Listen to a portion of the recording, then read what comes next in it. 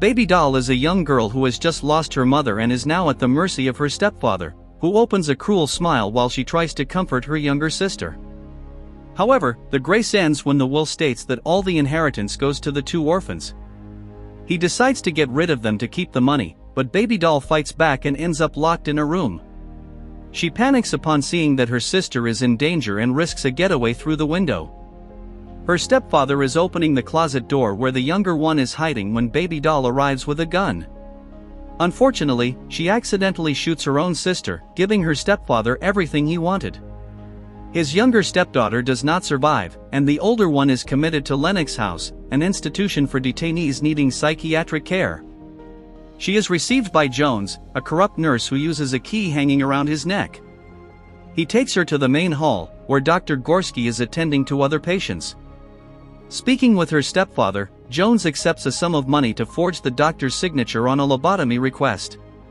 The doctor responsible for the procedure will come to Lennox in 5 days, and Jones promises that this will eliminate any risk, as her mind will be in paradise. While the two negotiate her fate, Baby doll observes the depressing place that is her new home. The patient being attended is also a very young girl. Dr. Gorski is saying that she can control her inner world and make it more real than her suffering. Seeking solace in these words, Baby doll begins her new life. She tries to get used to her daily tasks in that horrible place, where all the details seem bleak, from the institution's map on the wall to the sounds of the cook's knife and the decorated lighter of one of the guards. 5 days later, the time for the lobotomy comes. Baby doll is strapped to a chair from which she will not emerge the same person. She closes her eyes, trying to prepare for goodbye to conscious life. But when the doctor is about to start, a firm voice demands that he stop immediately. At that moment, we enter the fantasy world where Baby doll's mind has taken refuge over the last few days. The other person sitting in the chair is the young patient named Sweet Pea. The lobotomy is just one of the scenes in her show at Jones's Cabaret. Madame Gorski is the dance instructor, and the stepfather appears as a heartless priest who came to sell Baby doll as a dancer. Jones tells Sweet Pea that the girl will be a gift to a VIP client they all call High Roller. The troupe has 5 days to prepare her before his visit. Impatient with the novice, Sweet Pea delegates the task to her sister, Rocket. She shows Baby doll the rooms and explains that the shows are just a front for Jones's illegal business. Most of the girl's work is to please important clients, but she says everyone also needs to help in the kitchen and the novices start with cleaning.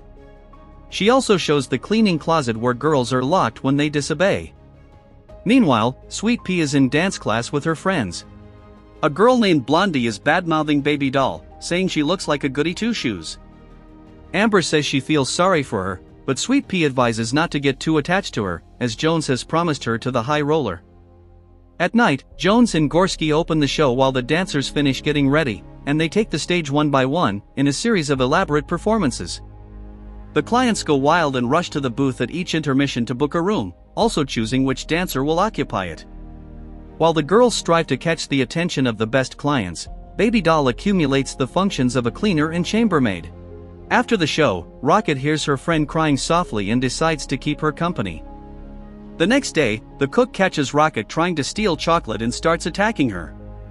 Baby doll is scrubbing the hallway floor when she hears the fight.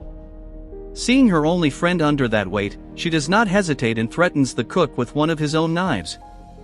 Forced to get off the girl, he says it was nothing and they were just having fun. The two run away and Rocket tries to compose herself before the rehearsal. They arrive just as Madame Gorski is complaining about Sweet Pea's lack of focus. She calls Baby doll next, but the girl is too shy to dance in front of everyone. Stopping the music, Gorski steps closer to whisper words of encouragement, explaining that this is just the beginning of the fight for survival, as those who do not dance have no place there.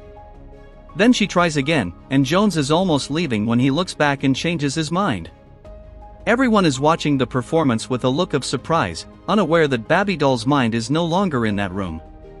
She is transported to a Japanese temple, where a wise man says he can help her regain her freedom. He gives her a sword, among other weapons, and begins to explain the journey she will have ahead. Baby doll needs to gather 5 specific items before the High Roller comes to see her. The first 4 are a map, something to produce fire, a knife, and a key. The 5th item she will have to discover on her own, but the wise man warns that it will be both a sacrifice and a victory. In the temple courtyard, 3 fierce warriors await her, and the wise man merely suggests that she defend herself. The first one lands a kick that throws the girl far, breaking down the temple doors. She hardly has time to get up when he is already charging again. Even when his blows do not hit her, his strength is such that the ground trembles, violently shaking her as well. Gradually, she begins to learn the handling of the sword, as well as the art of dodging danger with mastery. This progress enrages the warrior, especially when she manages to hit him, opening a gash of light in his leg. The next is a direct shot to the neck, but as soon as he falls to the ground, a projectile grazes Babydol's head. The second warrior is ready for combat, and his methods are a bit more modern. Running from the endless barrage of bullets, she throws the sword at the brute. The damage is superficial, but the distraction is enough for her to draw her weapon. With an amazing leap to the giant's chest, Babydoll pulls the trigger and destroys the warrior. As the temple begins to collapse, she walks with steady steps toward the third and final warrior. He runs at her with his sword, but she defeats him with a single blow. Her mind then returns to the dance room, where everyone is applauding her talent. That night, she shares with her colleagues the dream of escaping the cabaret. Sweet Pea mocks her naivety and asks her to send news from paradise when she arrives there. However, Rocket and Amber begin to ask very concrete questions about the escape plan. Irritated with her sister, Sweet Pea reminds her that no one has ever managed to escape from there, and Blondie adds that the last 3 did not survive the attempt. In the dressing room, the 2 sisters continue arguing about the possible escape. Sweet Pea does not like the idea of taking risks when they have both achieved a nearly stable position at the cabaret. But then, Rocket tells the girls what happened in the kitchen and how Babydoll's courage saved her. Then Sweet Pea agrees to listen to the plan, and the girls decide to work together to gather the necessary items. Without mentioning the wise man or her trance state, Babydoll explains the need for each item to escape, reminding that there are only 3 days left until the High Roller arrives. Sweet Pea says the plan is too risky, but her sister says there is not much to lose, and the other 2 are also ready to embark on the adventure. Then she ends up agreeing to help on one condition: if something goes wrong and she decides it's time to stop, everyone must obey. The building map is behind Jones's desk, and it looks very much like the Lennox house map in the real world. When it's time for Babydoll to dance again, Sweet Pea warns Jones, knowing that he will not miss the show. As soon as he leaves the office, she sneaks inside. In the dance room, Babydoll goes through the same process of total surrender, and again her mind shifts into fantasy. This time, her friends are also present, and the setting is a world war that blends the past and the future. The wise man takes the role of general, explaining to the fighters that the mission's objective is to recover a stolen map before the messenger boards a Zeppelin. To do this, they will need to cross the conflict area and invade the enemy trench. The general also warns that the Germans have discovered how to resurrect lost soldiers, and therefore there are also zombies on this long list of dangers.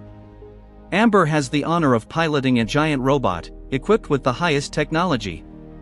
She covers her friends while the group advances through the battlefield. Her robot even flies to shoot down enemy planes. Arriving at the trench, the girls fight bravely against zombie soldiers, taking every opportunity to pierce the steam pouches that keep them functioning. Babydoll is the first to enter the commander's room, who does not seem much more alive than his soldiers. Realizing what they have come to find, he is already rolling up the map and laughing at the audacity of these girls, when Babydoll resumes the fight. Her agility with the sword defeats all the soldiers, until only the commander and the messenger are left. When the roof collapses in the middle of the fight, the messenger takes the opportunity to escape and runs to the Zeppelin, grabbing the ladder before Babydoll can stop him. With a sigh of impatience, she knocks out the commander and some soldiers to borrow a more powerful weapon. Shooting non-stop, she takes down the airship, which crashes in flames. The messenger is thrown into the explosion, landing just a few meters from her. He continues to defend the map, but Babydoll blocks his shots with the sword until he surrenders. When she finally manages to seize the map, the commander has already gotten up, and all the zombies are with him. So she throws the map up, and her friends arrive shortly after. They all cling to the robot before it takes off, and Babydoll catches the map in the air. Back at the cabaret, another spectacular dance comes to an end. Jones is so impressed that he decides to organize a special session for the mayor the next day. Madame Gorsky does not like the idea and says that the girl doesn't even have a costume yet. But Jones insists on reminding her that all the women in the cabaret are his property. After class, Rocket opens up to her friend and tells her a bit of her story. She ran away from home when she was very young, not knowing she would end up in a place like this. And the worst part is that Sweet Pea was happy with her family but did not want to be separated from her sister, which is why she ended up in the same life. Returning to the office, Jones accidentally leans against the copier and realizes it has been used just a few minutes ago. Examining the wall mural, he sees that one of the pins holding the map is loose. The next day, everyone already knows the mayor is coming. His habit of smoking cigars is well known, and the girls decide this is their chance to obtain something that produces fire. Sweet Pea tells Amber she should steal the decorated lighter he always carries. She chickens out at the idea, but the girls say it has to be her since the mayor is her client. Madame Gorsky improvises a costume for Baby Doll and gives her some advice about never giving up on her dreams. When the distinguished guest arrives, Amber immediately settles next to him, keeping an eye on the pocket where he stored the lighter. On stage, Gorsky makes a point to inform everyone that this is an experimental show, apologizing for the humble production. When she hands the spotlight to the dancer, the mayor's eyes widen, and Baby Doll again escapes into narrative delirium. The wise man is already explaining that the girls will invade a dragon's nest to steal 2 crystals that are in the throat of the hatchling. He says the crystals can be used to produce the most magnificent fire that ever existed. The wise man's final hint is to avoid waking the mother at all costs. Again, Amber is piloting, but this time it's a plane. Dropping to the ground, the girls use machine guns to face their first obstacle, which is a horde of barbarians. When the ammunition runs out, they draw their swords and continue to carve a path to the castle entrance. As they descend into the catacombs, Amber continues the fight in the air. 2 huge ogres are catapulted in her direction, and one of them grabs onto the aircraft, but the pilot shakes off the unwanted passenger with a few well-placed shots. Inside the castle, the dragon hatchling is sleeping on a pile of bones. Baby Doll approaches slowly and then pulls the head firmly, passing the sword through the scaly neck. With Rocket's help, she retrieves the 2 crystals and then scrapes one against the other, producing a very peculiar flame. At that moment, the mother awakens, spewing a cloud of much more familiar but equally deadly flames. Seeing what they have done to her offspring, she casts a furious look at the intruders. The girls run outside the castle as the dragon reaches the top of the tower, sweeping everything it sees with its fiery breath. When Amber notices she is being pursued, she squeezes through a narrow gap between the pillars, causing the dragon to collide with the structure. Blondie also continues to shoot at it, but none of this holds it back for long. With its mouth agape, the dragon bites the rear of the plane, tearing part of it before diving toward Baby Doll. She lures it to the castle's porch and escapes the jet of fire with a skillful leap. Landing on the creature's forehead, she drives the sword deep into its head. This concludes both the mission and the dance at the same time. The mayor is so entranced that he hasn't even crushed the ashes of his cigar all this time. As he reaches into his pocket to retrieve the lighter, the girls celebrate Amber's feat in the dressing room. Baby Doll hides the lighter at the bottom of a drawer, where the map is already concealed. The general joy begins to sour when Jones arrives asking what the laughter is about. Sweet Pea says they are celebrating the rookie's debut, but the boss does not buy it. He begins to speak in an interrogative tone, indicating his suspicions that the dancers are plotting something. He knows someone entered the office without permission, and shortly after, an important guest was robbed inside the establishment. Jones unloads all sorts of threats before leaving the dressing room, shaking the girl's confidence. Mentioning her initial condition, Sweet Pea says it's time to interrupt the plan. The only one who will get hurt with the High Roller's visit is the rookie, and it makes no sense to risk all the others to spare her. Rocket disagrees, arguing they have already made too much progress to give up now. Her sister feels hurt by the betrayal, after everything she went through to stay by her side. The next scene shows Blondie very shaken by the situation, and Madame Gorsky notices her agony. She hesitates to open up to her mentor, asking her to promise to keep it a secret. Gorsky agrees, but then the two realize they are not alone. In the kitchen, Rocket and Baby Doll discuss the plan's viability without Blondie and Sweet Pea's help. Then Rocket smiles upon seeing her sister arriving to fulfill her role. Sweet Pea assures them she hasn't come to help and just wants to prevent them from getting hurt even more. While Amber turns on the radio, the others lock the doors and clear the table for a surprise the cook will never forget. No one notices that the spilled water is spreading across the floor. Baby Doll begins to dance, and her mind transports her to an unknown planet, where the wise man is once again giving instructions. The team needs to disarm a bomb nicknamed Kitchen Knife. As nothing is very simple for them, the bomb is on a train that has been hijacked by cyborgs. After disarming them, they must use their jet boosters to escape. The wise man's last warning is that the bomb is set to detonate when the train arrives in the city. Amber pilots the helicopter that takes Baby Doll and the two sisters to the train. The cyborgs are already waiting for them when the doors open. The fight is intense, and the sisters unload their weapons on the robots while Baby Doll's sword slices them in half. After defeating them all, the trio approaches the bomb with a few minutes to spare. Sweet Pea quickly manages to deactivate it and then blows the roof off the carriage to facilitate their exit. Amber begins to hoist the bomb out of the train but says it seems to be stuck on something. Only then do they realize that half a cyborg has escaped. Sweet Pea finishes him off quickly, but not before he reactivates the bomb just seconds before reaching the city. For the first time, the two reality plans mix. Baby Doll looks at the bomb about to explode and sees the water on the kitchen floor hitting the radio wire. The rupture in the performance causes the cook to snap out of his trance, and he realizes Sweet Pea is trying to steal one of his knives. He immediately takes it back and tries to strike the thief, but Rocket jumps in front of her. Baby Doll closes her eyes and finds herself back on the unknown planet. 20 seconds from the explosion, Rocket discovers that her booster is faulty, and her sister decides to take her with hers. Knowing this could lead to both of their falls, Rocket pretends to agree, but then activates Sweet Pea's booster and steps away, sacrificing her own life to save her. What happens in the kitchen is not much different, and Rocket cannot resist. Completely insensitive to Sweet Pea's despair, Jones orders her locked in the cleaning closet and informs Amber that she will take her place on stage in a few minutes. The house begins to fill, and Jones is pleased to see the high roller at his table.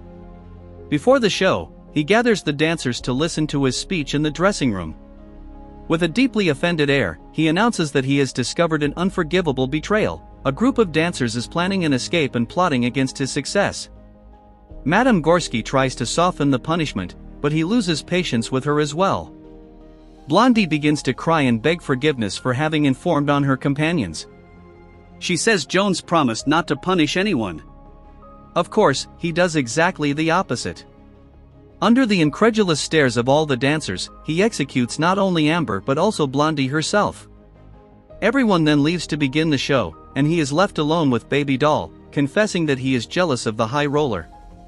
When he starts to grab her, she takes the knife from under the drawer and stabs him in the shoulder, using it to pull that key from his neck. With it, Baby Doll opens the closet and frees Sweet Pea, giving her the tragic news about Amber and Blondie. Only the two of them remain now, and they still lack the mysterious fifth item, which she has never mentioned to her friends. They use the lighter to set the cleaning closet on fire, creating a distraction, and then consult the map to guide their escape. Jones's key opens all the doors and the fire alarm is soon triggered. But when they finally cross the front door, a group of patrons is chatting in the parking lot, and they know they won't pass unnoticed. Baby Doll realizes that the fifth item is herself. This has never been her story, but Sweet Pea's. She instructs her friend to stay away from the roads and get on a bus as soon as she can. The patrons are stunned when she walks up to them with a determined look. Seeing her friend safely cross the gate, she lands a kick on the first unfortunate one in the group. The response comes in the form of a punch that knocks her out. Baby Doll awakens in a luxurious room, with the high roller waiting in an armchair. To her surprise, he is quite the gentleman and says he does not want to force her into anything against her will. Baby Doll even begins to like him, and his words are everything she wants to hear, as he promises to give her the long-desired freedom. Suddenly, we are back at Lennox's house and see that the high roller is actually the lobotomist. Unfortunately, this is the only freedom he can offer. After performing the procedure, he is intrigued by her gaze and says it was as if she encouraged him to continue. When Dr. Gorski arrives, she reports that in the last 5 days, Baby Doll assaulted a nurse, caused a fire, and helped a patient escape. Even so, Gorski says she disagrees with this type of drastic solution. Surprised to hear this, the doctor shows that the authorization was signed by her. He also says he has performed several other lobotomies and is beginning to have his own doubts about the procedure. The doctor is so shocked that she cannot even respond. As Baby Doll is taken away, we see that the cleaning closet has indeed been set ablaze and Jones has been wounded in the shoulder. The nurses do not want to participate in his cruelties anymore, but still obey when he orders them to leave him alone with the patient. Then he starts to kiss her and cries upon seeing her complete inertia, confused by the results of what he himself provoked. His hands are on her neck when the guards burst through the door. Gorski is with them and insists that Jones be punished for what he has done. When they ask Baby Doll if she is well, we see that she has an empty but serene expression. Meanwhile, Sweet Pea is about to get on the bus and go home when 2 guards start asking questions. Then the bus driver interrupts the conversation, and we see he is the wise man. He says that the girl was already on the bus and just got off to go to the bathroom. After the guards leave, she confesses that she didn't buy a ticket. The film ends with the wise man telling the young girl that it's no problem and suggesting she try to rest during the trip.